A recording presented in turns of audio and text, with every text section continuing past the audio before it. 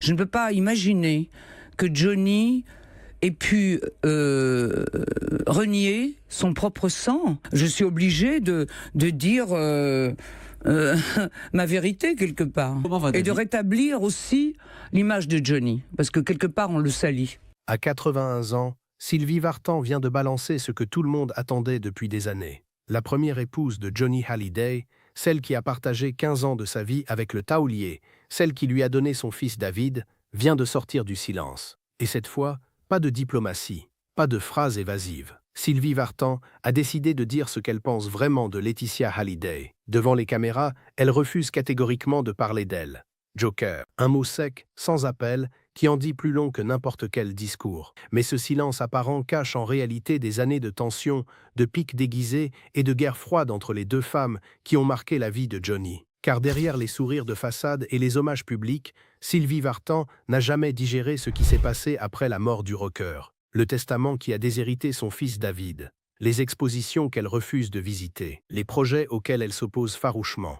Tout ça, c'est l'histoire d'une femme qui ne pardonne pas. À 81 ans, après avoir fait ses adieux à la scène en janvier 2025, Sylvie Vartan a décidé qu'il était temps de dire sa vérité. Et ce qu'elle révèle sur Laetitia va bien au-delà de ce que vous imaginez. Pour comprendre pourquoi Sylvie Vartan refuse aujourd'hui de prononcer le nom de Laetitia, il faut remonter au 5 décembre 2017. Ce jour-là, Johnny Hallyday s'éteint dans sa résidence de Marne-la-Coquette, dans les Hauts-de-Seine, entouré de Laetitia et de leurs deux filles Jade et Joy.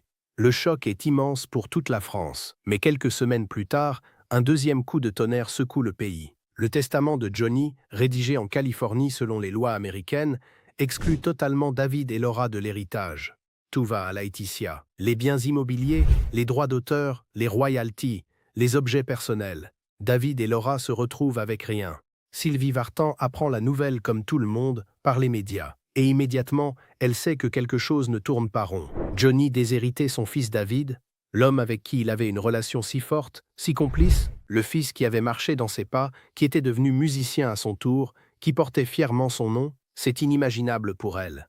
Johnny n'était pas l'homme que l'on veut bien dépeindre. Malgré tout ce que l'on peut dire, malgré le courage qu'il avait, je pense que c'est quelqu'un qui aimait ce qu'il faisait. Ces mots, Sylvie les prononce avec conviction. Elle refuse la version officielle. Dans les jours qui suivent, alors que la France pleure son idole, Sylvie Vartan prend position publiquement. Elle ne peut pas rester silencieuse face à ce qu'elle considère comme une injustice monumentale. J'ai beaucoup de mal à croire que l'homme que j'ai connu, aimé follement, ait pu réécrire son histoire, renier son sang et son histoire en déshéritant et en ne donnant pas le droit moral à ses enfants. Ces mots, prononcés sur le plateau du journal de France 2, font l'effet d'une bombe.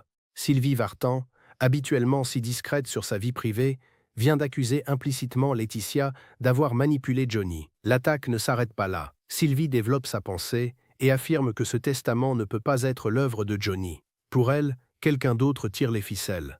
Quelqu'un qui avait intérêt à écarter les enfants du premier lit. Elle ne nomme personne directement, mais tout le monde comprend de qui elle parle. Jugeant inimaginable le reniement de leur fils David, écarté du testament du taulier, tout comme sa petite sœur Laura Smet, Sylvie Vartan invoque la thèse selon laquelle le dernier testament de Johnny Hallyday ne serait pas l'œuvre du chanteur. Mais de qui alors? La prudence de Sylvie est calculée. Elle ne veut pas s'exposer à des poursuites judiciaires. Elle attend que la justice fasse la lumière sur ce délicat dossier. Mais son message est clair. Ce testament empeste la manipulation. Et la personne qui en bénéficie le plus, c'est Laetitia. Dès cet instant, la guerre est déclarée entre les deux femmes. Même si elles ne se parlent jamais directement, même si elles évitent soigneusement de se croiser, elles savent qu'elles sont devenues ennemies. Sylvie s'est rangée du côté de son fils David et de Laura. Laetitia défend bec et ongles le testament qui fait d'elle l'héritière universelle. Entre elles, il n'y aura pas de réconciliation possible. En février 2018, quelques mois après la mort de Johnny, Nathalie Baye et Sylvie Vartan s'en prennent durement à Laetitia dans la presse. Nathalie Baye, la mère de Laura, s'exprime dans le Figaro avec une violence rare. Toute la famille Boudou est citée sur le testament, jusqu'aux frères que Johnny ne supportait pas, tandis que David et Laura, artistes eux-mêmes, se voient refuser ne serait-ce que le droit d'écouter le projet d'album posthume de leur père. L'actrice affirme que les aînés sont niés dans leur filiation artistique et que ce refus est reçu comme une vraie douleur et une grande injustice. Sylvie Vartan abonde dans le même sens.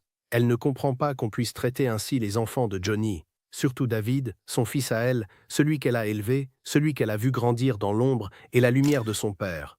Voir son enfant écarté, humilié publiquement, traîné devant les tribunaux pour réclamer ce qui lui revient de droit, c'est insupportable pour une mère. Alors Sylvie se bat.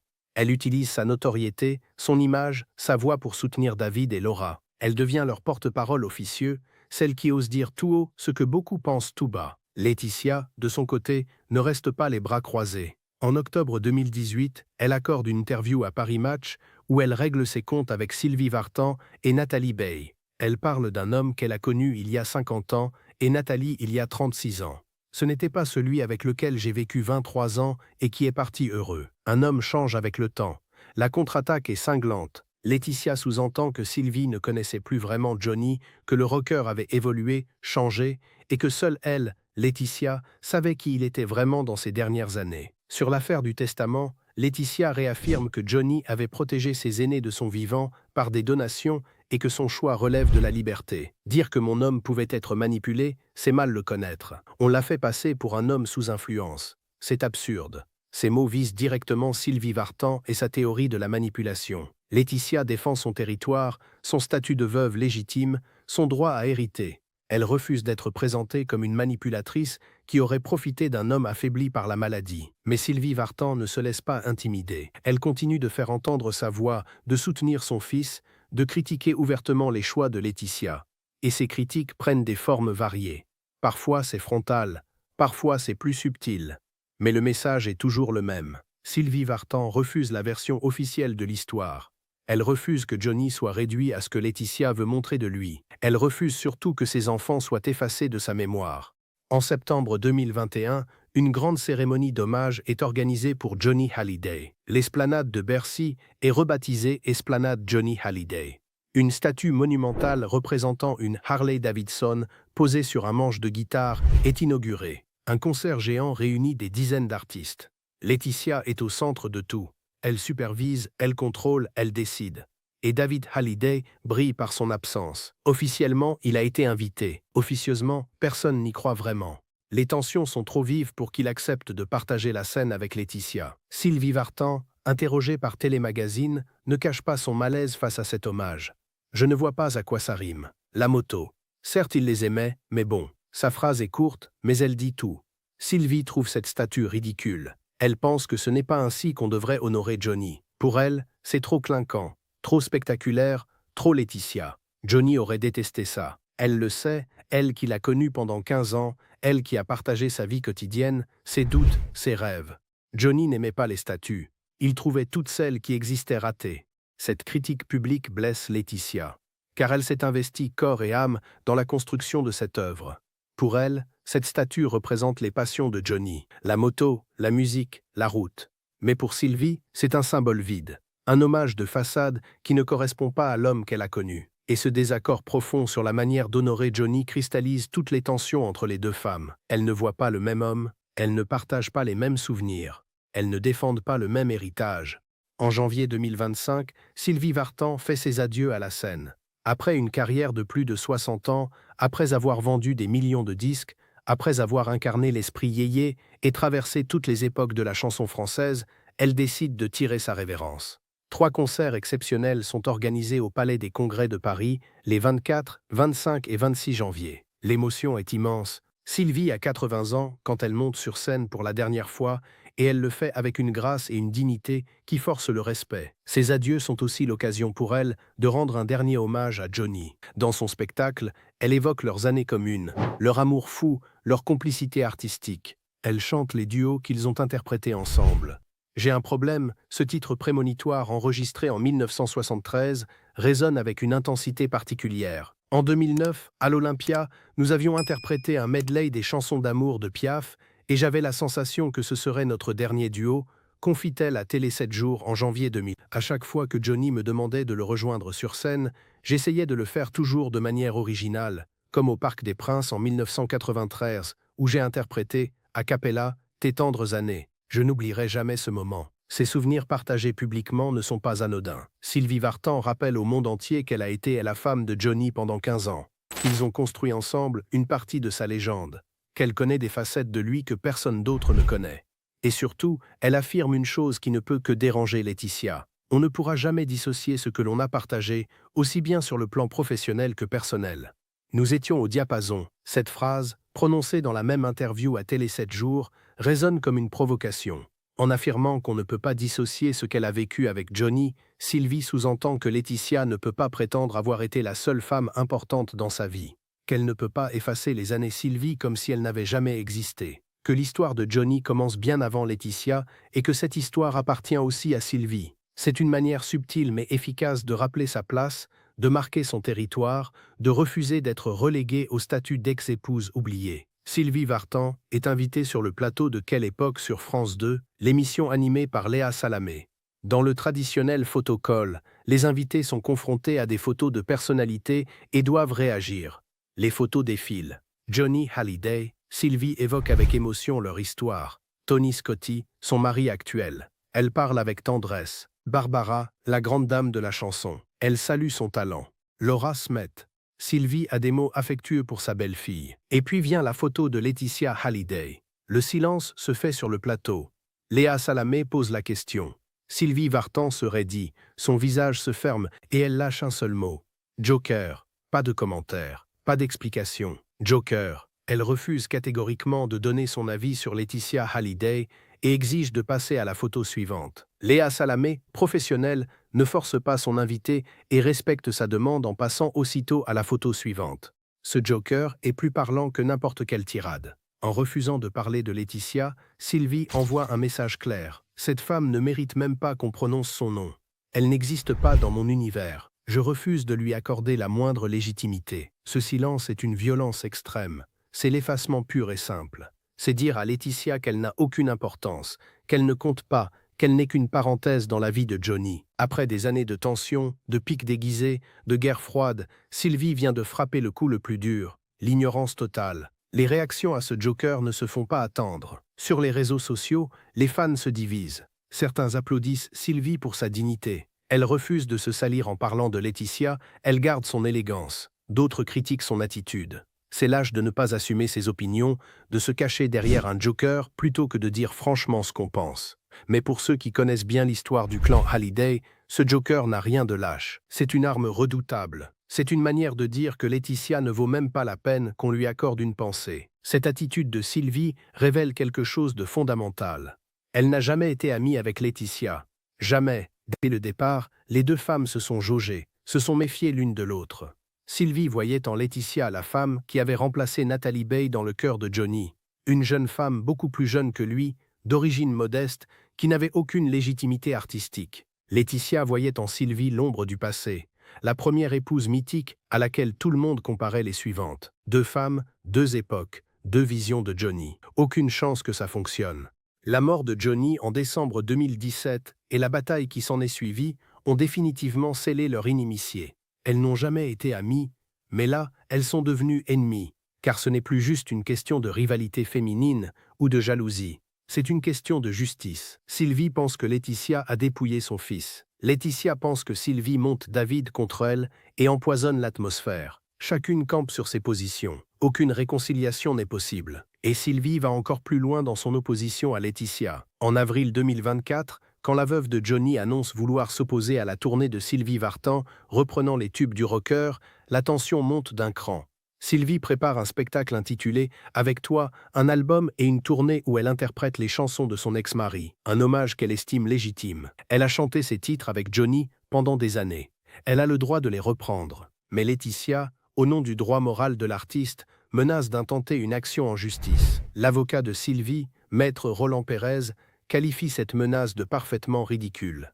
Il explique qu'aucune action en justice contre le spectacle de Sylvie Vartan ne serait recevable, que cela relève d'un non-sens juridique.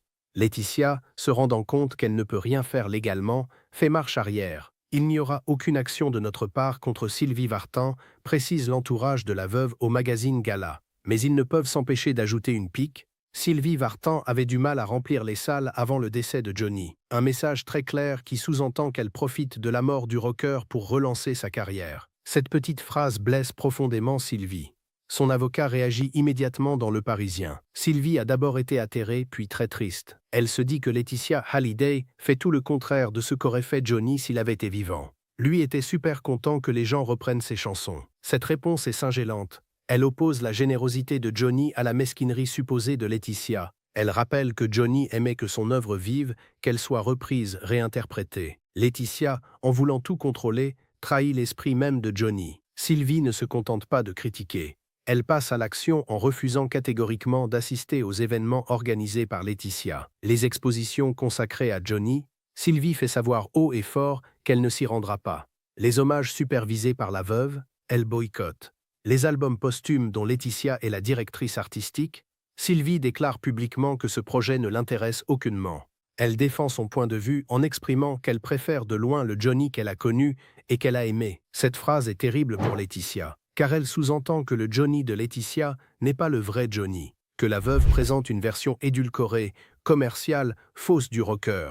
Sylvie, elle, prétend connaître le vrai Johnny, l'homme derrière la légende, celui qui ne voulait pas de statut, qui détestait le clinquant, qui aimait la simplicité et l'authenticité. En rejetant les projets de Laetitia, Sylvie rejette sa vision de Johnny. C'est une guerre de légitimité. Qui a le droit de parler au nom du taulier? Qui peut prétendre connaître sa véritable volonté? Au fil des années, Sylvie Vartan a maintenu sa position. Je ne peux pas me taire. La vérité finit par se savoir. Ces mots, rapportés par Télépoche, montrent qu'elle n'a pas l'intention de lâcher l'affaire.